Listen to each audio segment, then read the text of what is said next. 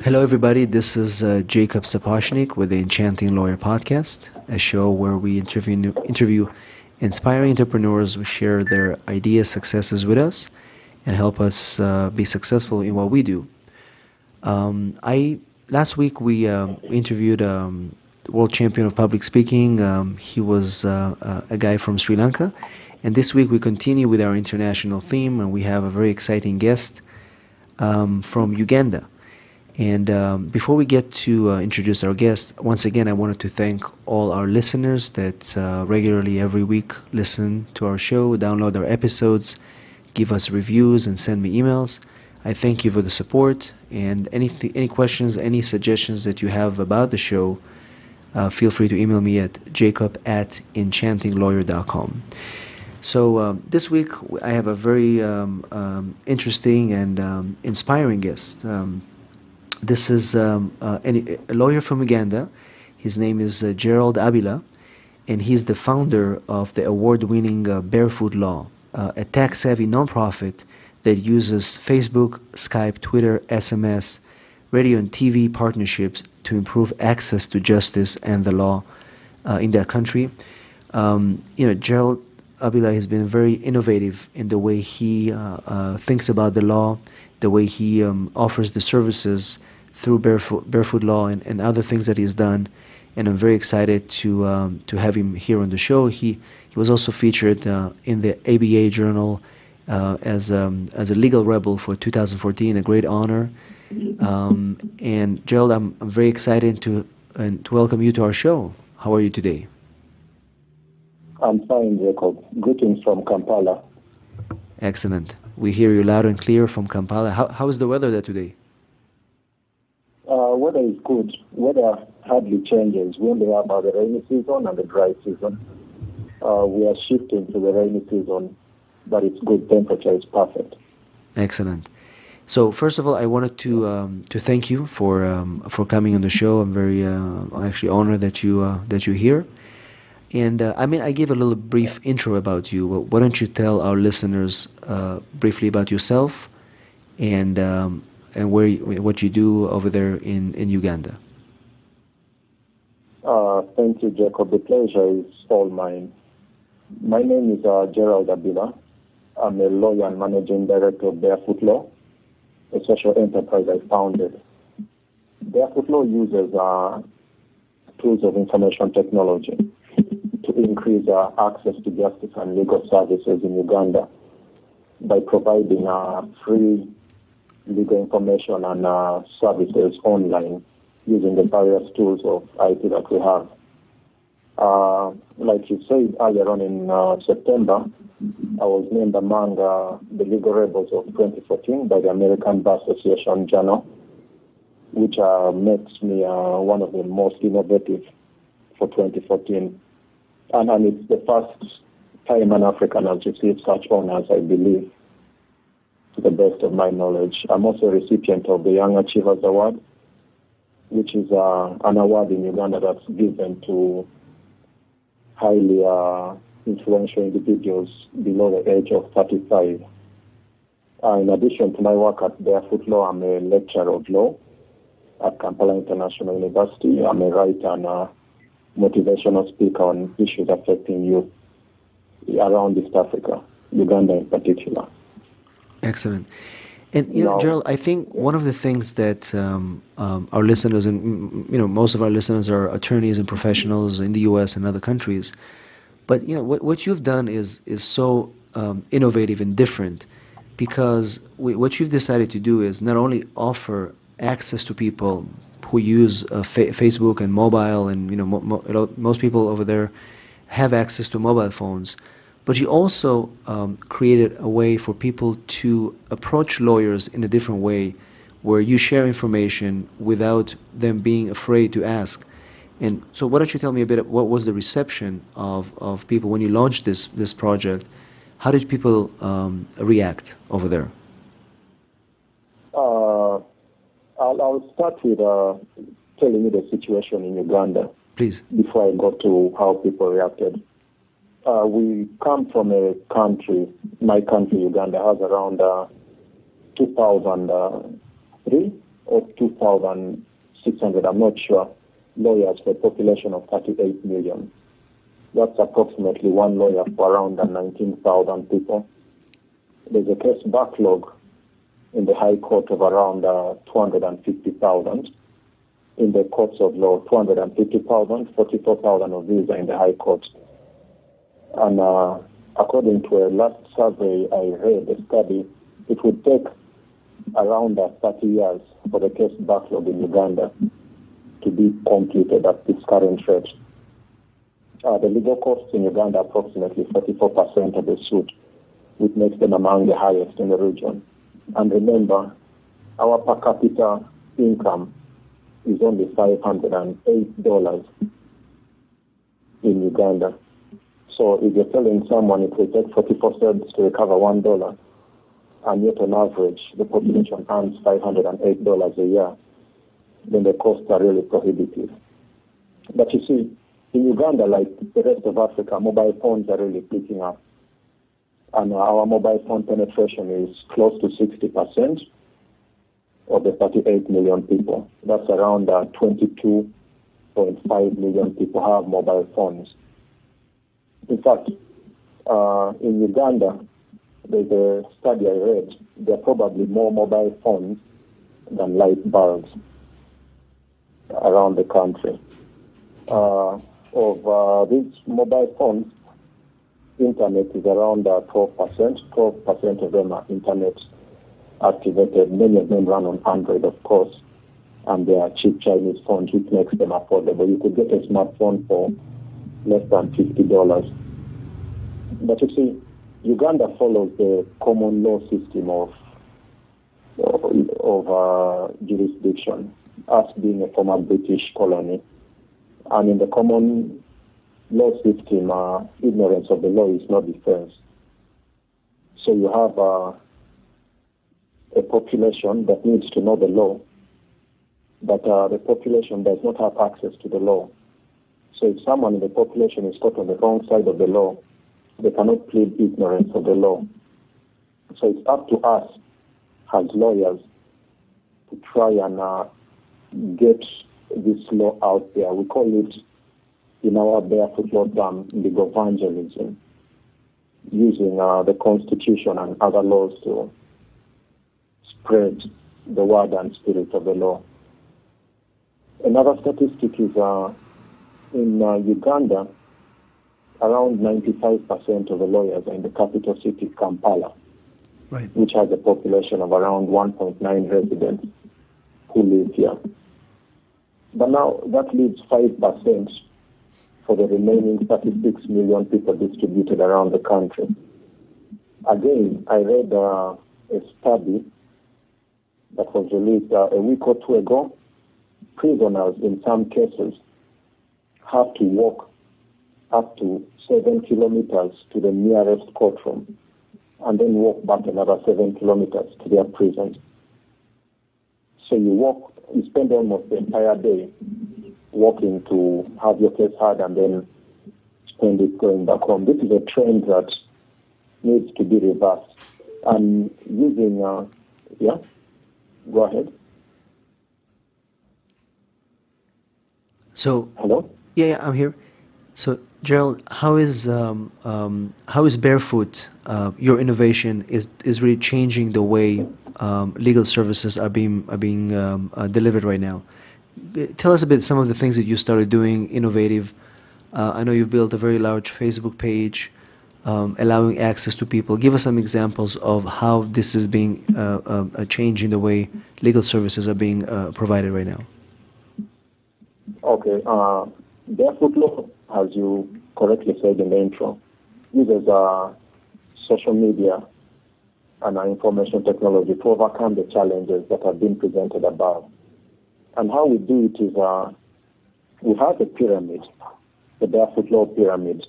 It will be up on the new website that has tier 1, tier 2, and tier 3 products or tier 3 services.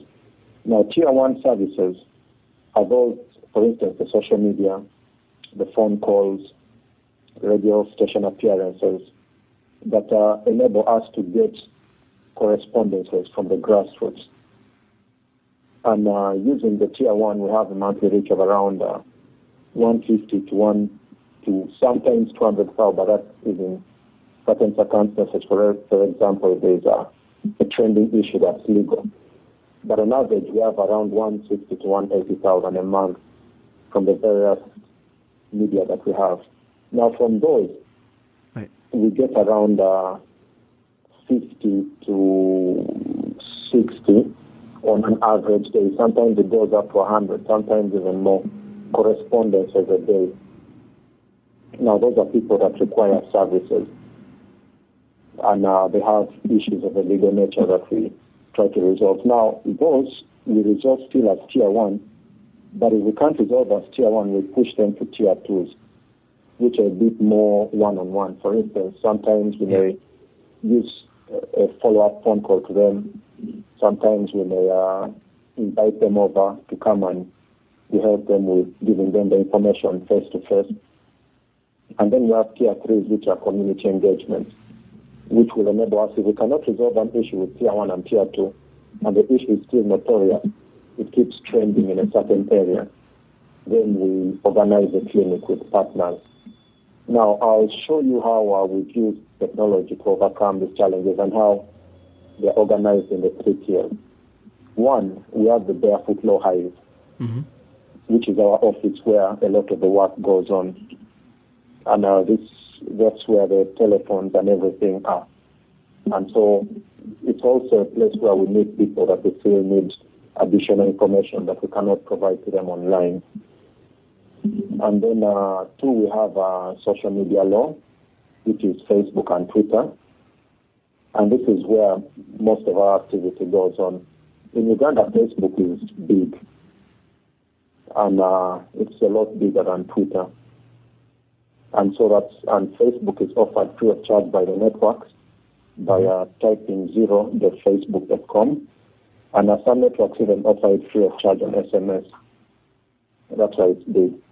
So on Facebook, we have our social media law is the most active, and it makes it the most active online legal portal in East Africa. It's the biggest and most active, legally related. We have Twitter. Twitter is mostly used for announcements because of the character limits. And then we recently added the Barefoot Law Tube on YouTube, where we post videos, educational videos of a legal nature. And then the third, we are soon coming on our WhatsApp, which is something that's also big in Uganda. The third we have is our virtual counsel. Now, virtual counsel is an interesting system. At the moment, we're using Skype to video conference, to offer video conferencing solutions. So every Monday from 4 to 6 p.m. East African time, our lines are open on Skype, so people can come and talk one-on-one with a lawyer. Alternatively, they can leave a voicemail message. They actually have an attorney who can answer the questions on Skype. Yeah, on Skype, every Monday from 4 to 6. And the Skype has been integrated into our website. So you don't need to go to Skype independently. You can simply use it on our website during that time. So if you go to our website during that time, you'll see a green icon. There's a lawyer available online. Then it's also available for IMs, for instant messaging. Then we have the Barefoot Law app, which is an app that was developed by our development team. It's free for download on the Android store. So when you go to the Android store, just search and download Barefoot Law. You'll see the app. Now the app encompasses everything else that we have into one easy-to-use system. And very soon we also put in documents, templates free for download on the app. And in case you get bored waiting for your answer from a lawyer, the games you can use to refresh your mind. You even have games. We have games. Yeah. I find them not as impressive as Angry Birds, but they're good enough. But, Joe, I'm listening to what you tell me. I'm listening to your description of this remarkable service, and I wonder what is the Yeah. reaction of traditional law firms around the country, other providers who see you doing these things, offering these services for free on Skype, on Facebook. What is the reaction that you're getting from this? Because it's probably very, very solidified in tradition where lawyers should be charging people money and they should be seeing them by appointment. I want you to share with our audience what you have to deal with the traditional system of legal of the law in Uganda right now. So far, the reaction has been positive from the lawyers because one thing we've noticed over time is people are getting into a spirit of appreciating the laws as opposed to them taking the laws into their own hands. If you look on the internet and other sources, you see mob justice has been a big issue in Uganda. People beating up people just because they had lost trust or they had no idea about recourse to the law.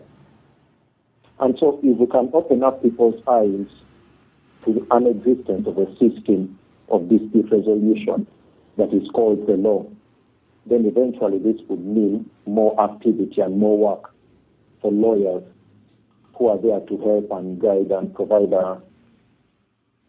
services of a legal nature. For instance, if I'll give you an example that came in.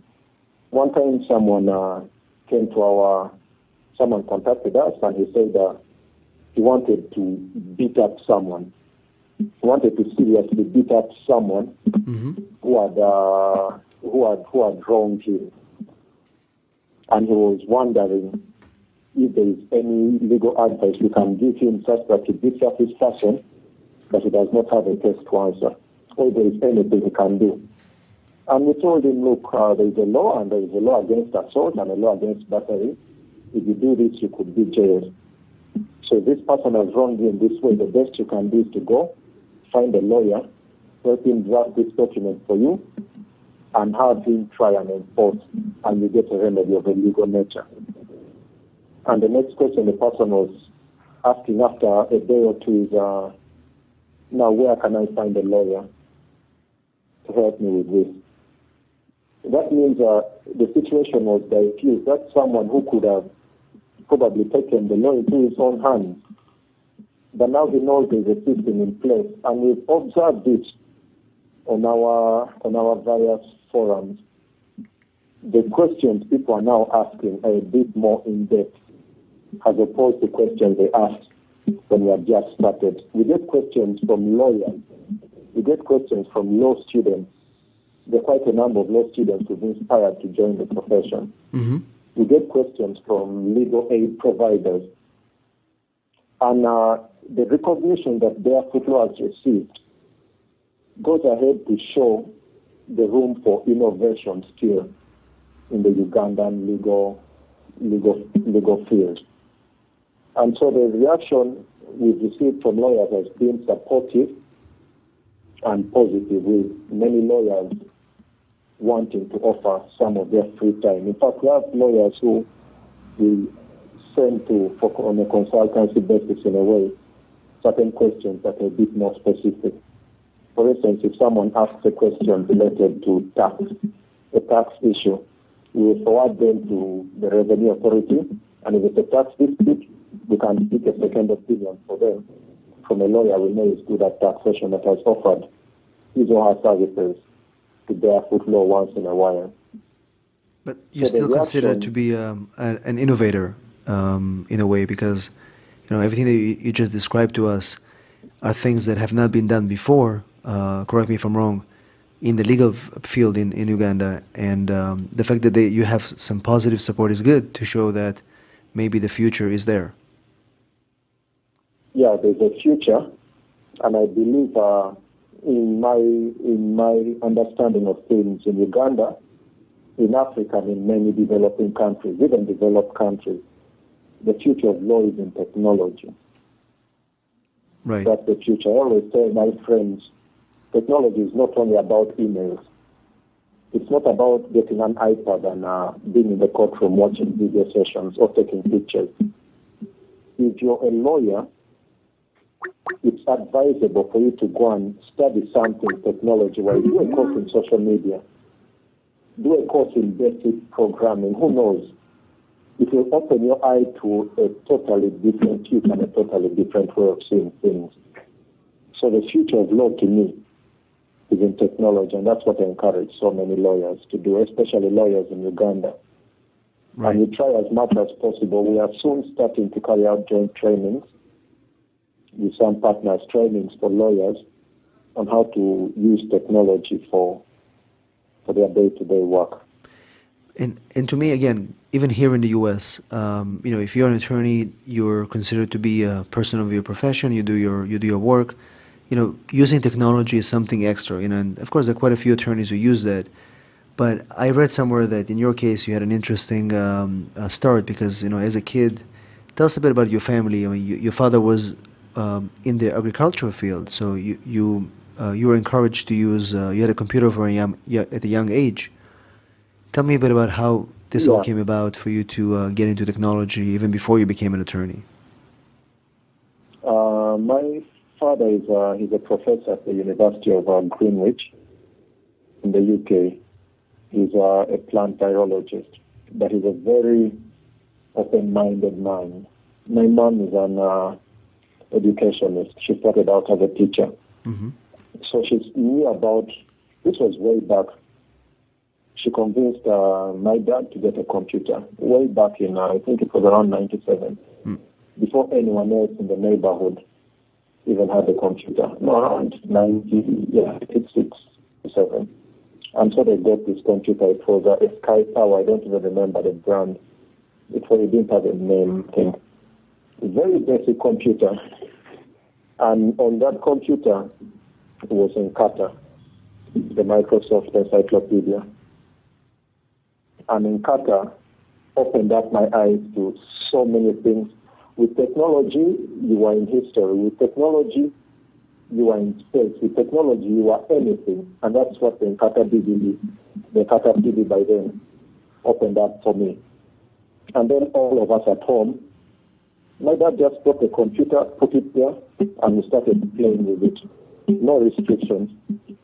Some would open it. My brother, actually, the one that follows the second last born, is a computer scientist because of that.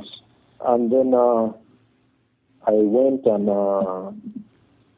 eventually did a basic course in computing. That was studying Microsoft Word, Windows, and things like that. And then I joined university. By then I was pursuing a degree in statistics. And then I still went ahead to a computer school and did a bit more detailed computing, especially in relation to graphics. And so I started teaching myself even more and more. And good thing is, when I was doing the statistics course, there was a module in computing that taught computing, a bit of programming using BASIC and C++. And so from then on, I built my computing. I then helped in starting an organization that uses information technology, still computing, to increase on youth employment chances. So the module was a 5-week module using the basic computing I'd learned from way back. And on top of that, I would teach them how to write proposals, which I learned from the statistics course, and also teach them internship, which I just knew, connecting them to some people I'd met at the golf club. And I got into the golf club when I started up the golf club, University Golf in Uganda, because I grew up near a golf course. So using all that and using technology as a tool, it was able to secure 98% employment rates for these youth within 60 days after the course, considering they all came in unemployed. But then I always encountered challenges along the way, and I was always interested in the law. So I decided to pursue the law in 2008. And as I was pursuing the law, I received I received my first smartphone was a gift from my fiancé, an iPhone 3GS. And so I would use that to post things of a legal nature online. I would start a blog and post and post and post, and whenever there's a news article, I would post. Whenever there were things in class that were interesting, I would post. And then eventually, people started contacting me about the various posts I'd made and seeking my opinion on legal issues. Then I decided to open up a page called Barefoot Law on Facebook. And so that's where I used to post, and Barefoot Law grew and expanded into all these other services. Other volunteers joined in, lawyers and non-lawyers alike. And so we built Barefoot Law, and that's the journey from technology. I actually started up a technology company that used to do SMS. So we'd program SMS systems and also try and send out SMSs. And that's where the SMS idea came on board. And one of the first services we used was SMSs to send out legal advice. You just send law, space, and send it to a number. And then Skype eventually came on board. Now, Skype was interesting. There's I don't know if you're a fan of electronic music. Yeah, absolutely. Trance, house, garage. They have, there's a gentleman called Armin van Buren. I don't know if you've heard of him. One of the leading DJs. And so Armin van Buren had a show. It's called A State of Trance. Okay. Now, in A State of Trance, they had this whole Skype calling where people were calling in and, leaving messages, congratulating him on reaching a certain milestone.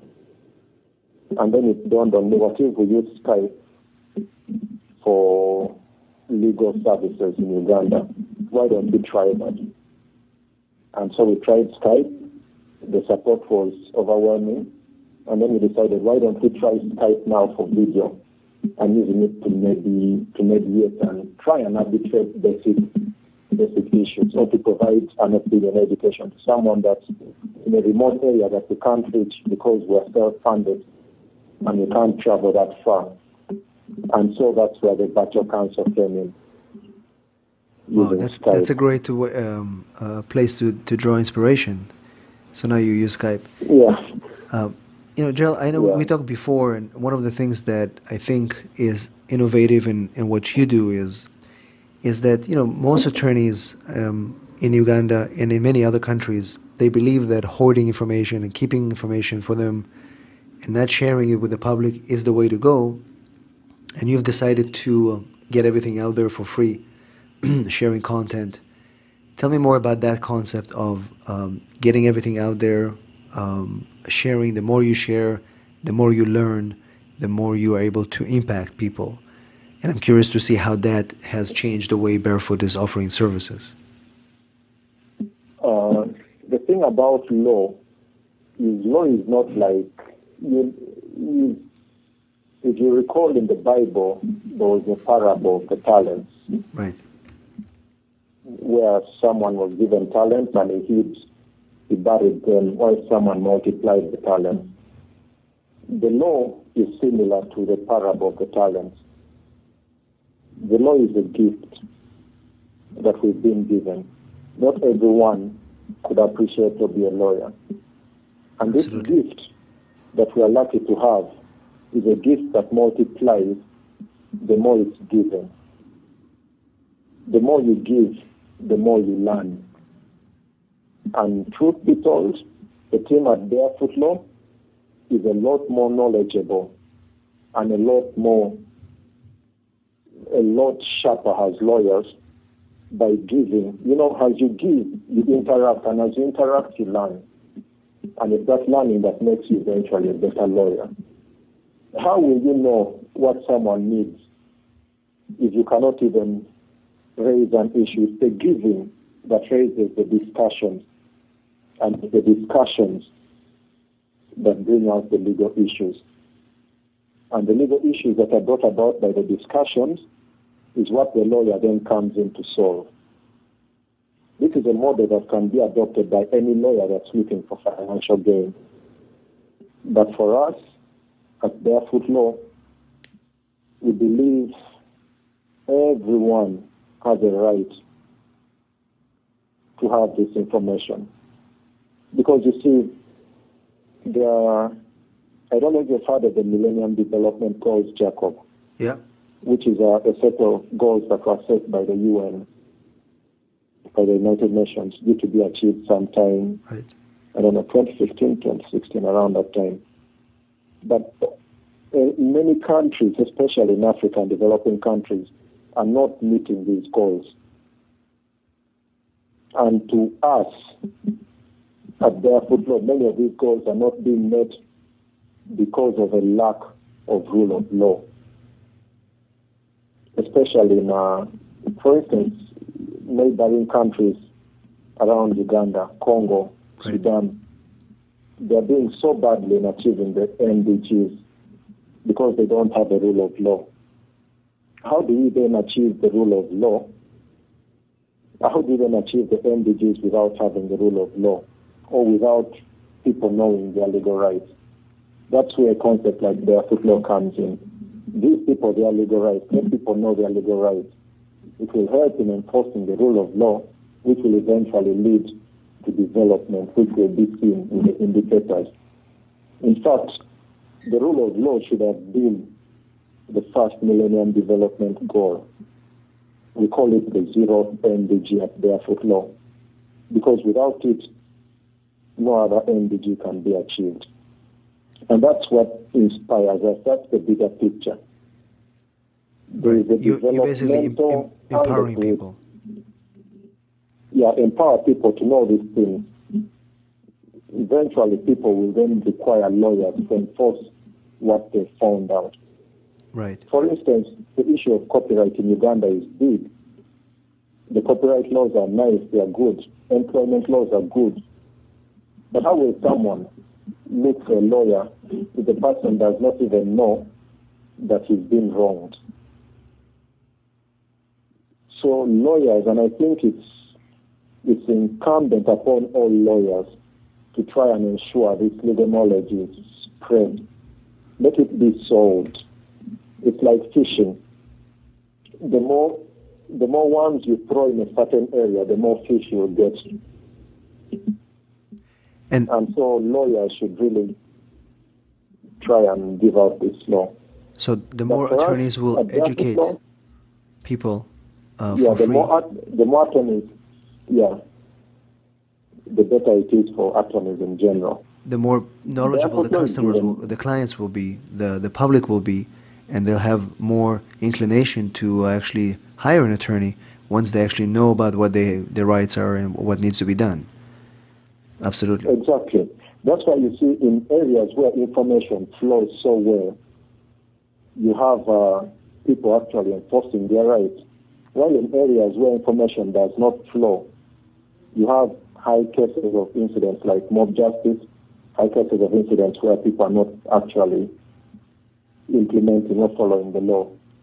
The Africa believes in the principle I told you earlier on. It's called legal evangelism.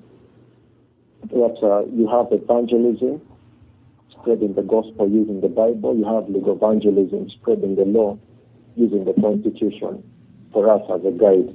Right. Eventually, we believe the population will be at a point where these rights can be enforced, which is good for the legal profession in general and the justice sector, justice law and other sector in Uganda. And I believe the same can be applied everywhere else, even in the U.S. Absolutely. This is a concept that it's a global-wide concept. Now, Gerald, you told us a lot about the success that you had with Barefoot. I'm curious if you can share some of the failures and obstacles that you saw in your career as you started. Share with us some of the challenges that you see as a young lawyer trying to build a practice or in your case a project to to help thousands of people. What are some of those challenges that you've faced? Of course, one of the first and primary challenges, and this is one reason we are looking for partners on board, is of the financial and resource constraints. Barefoot Law was founded on a model where it's fully funded by the volunteers, still borrowing a tithing model from the church. Each of us contributes 10% of our monthly earnings and towards the running of Barefoot Law. But this model, much as it worked for us for the past 2 years, we've been funded by ourselves, self-funded. The model is not adequate for the next phases of expansion. So we are looking for partners to meet the financial and resource constraints that we're currently facing. Another challenge was managing growth. Managing growth was really, really challenging. Because Barefoot Law had not been done anywhere else the way we are doing it, a lot of it was probably trials. We tried and failed. And I'll tell you, the SMS thing, we tried. The response was huge, and it really had potential, but we could not meet the costs, and the characters were a bit limited. So that's why we had to leave that.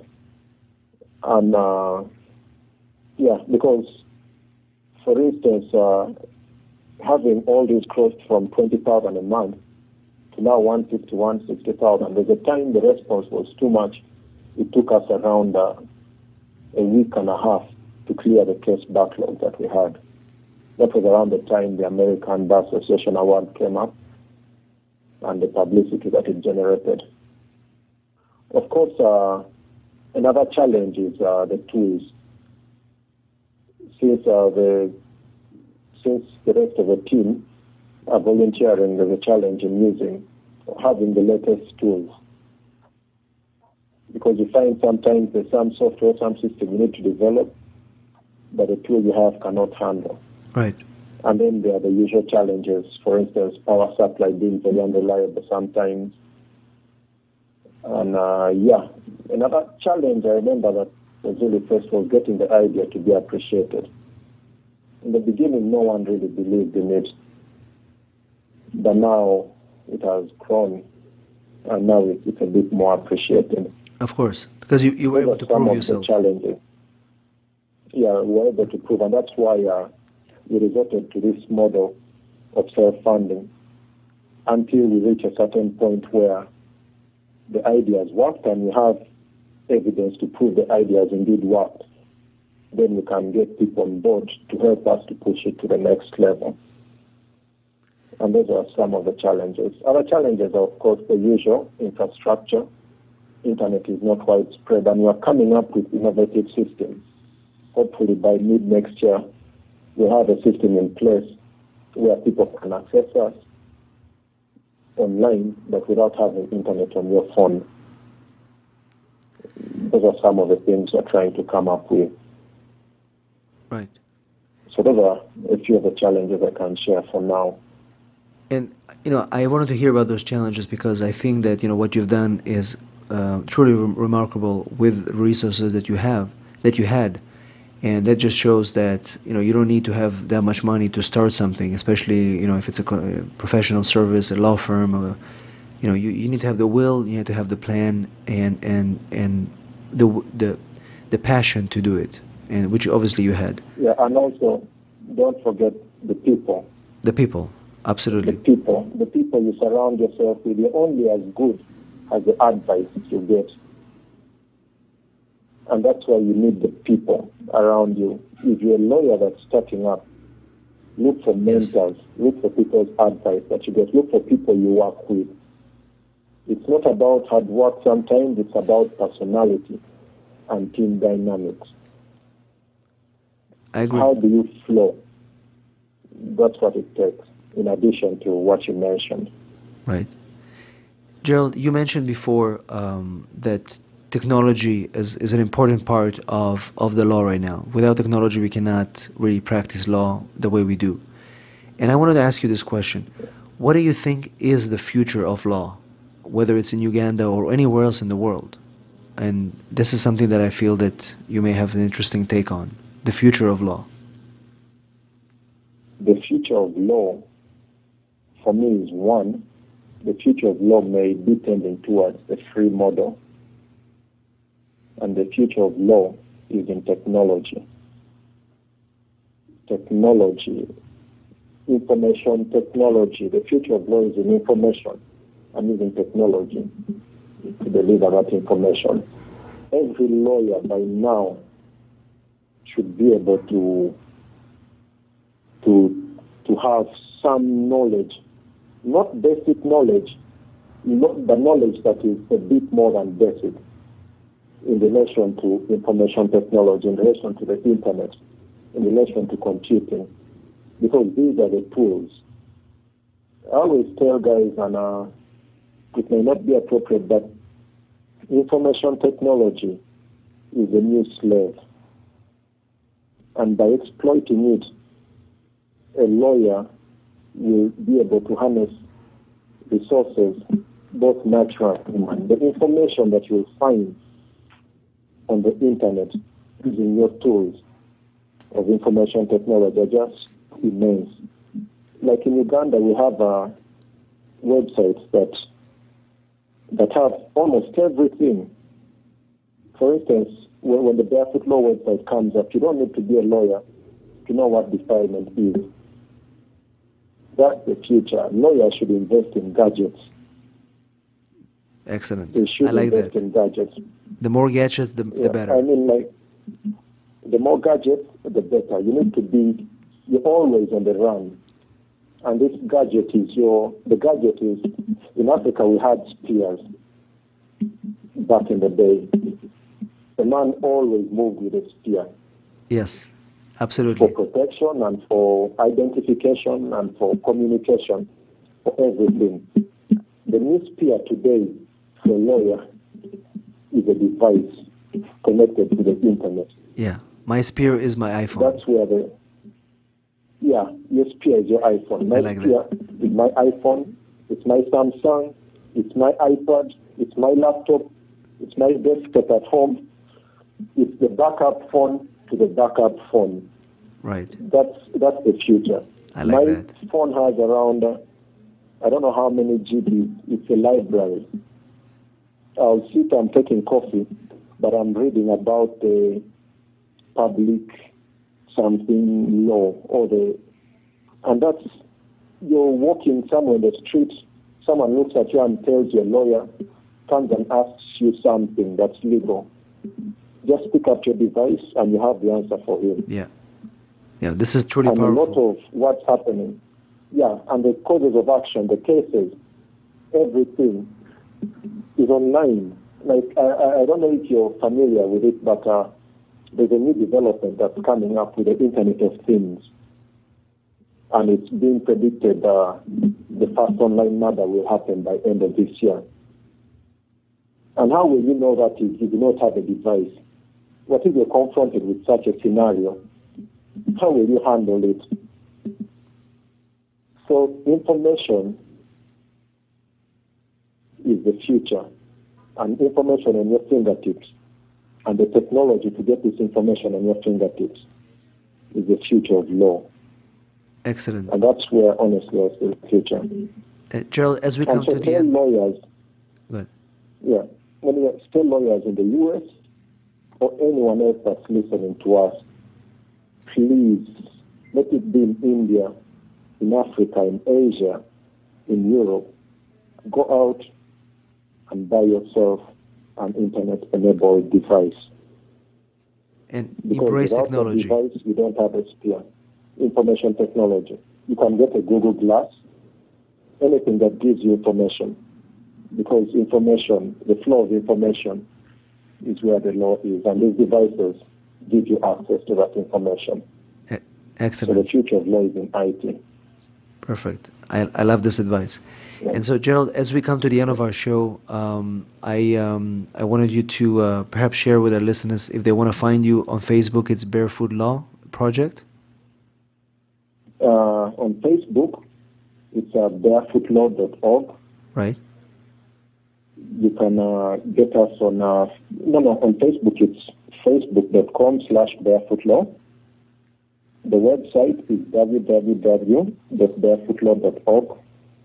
On Skype, we are barefootlaw, one Perfect. word. On email, we are ask@barefootlaw.org. On Twitter, we are barefootlaw, UG, capital letters. And on telephone, we are +256 660 539. Personally, you can reach me on Twitter, Abila 1914, and the email at abila@barefootlaw.org. Perfect. I'll put all these credentials in our show notes so people can actually click on the links and get to you directly. So this has been Go ahead. Before we end, I would like to give a few quotes. Of course. Yes. Yeah. I wanted to. Why don't you share with us a favorite quote that you have, and we'll put it also in our show notes. My favorite quote is from Khalil Gibran. I don't know if you've heard of him. He's a writer from early last century. He was Lebanese, and he wrote a book called The Prophet. Mm-hmm. And The Prophet is a philosophical book, and there's a part on giving. A rich man came and said to the Prophet, "Speak to us of giving."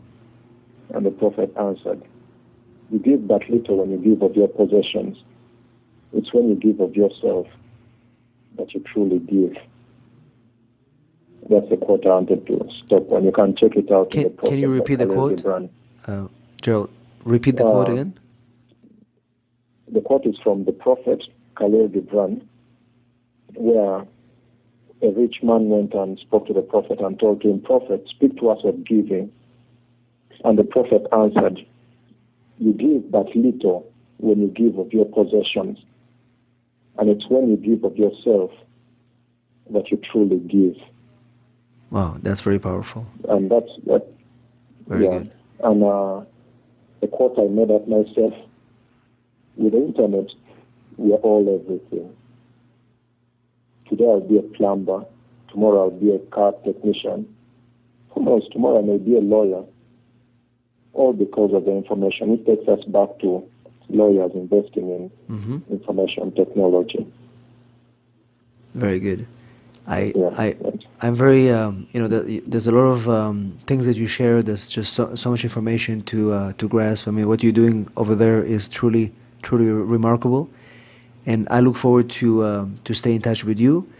Thank you so much, Gerald, for coming on the show, and thank you to our listeners for tuning in every week.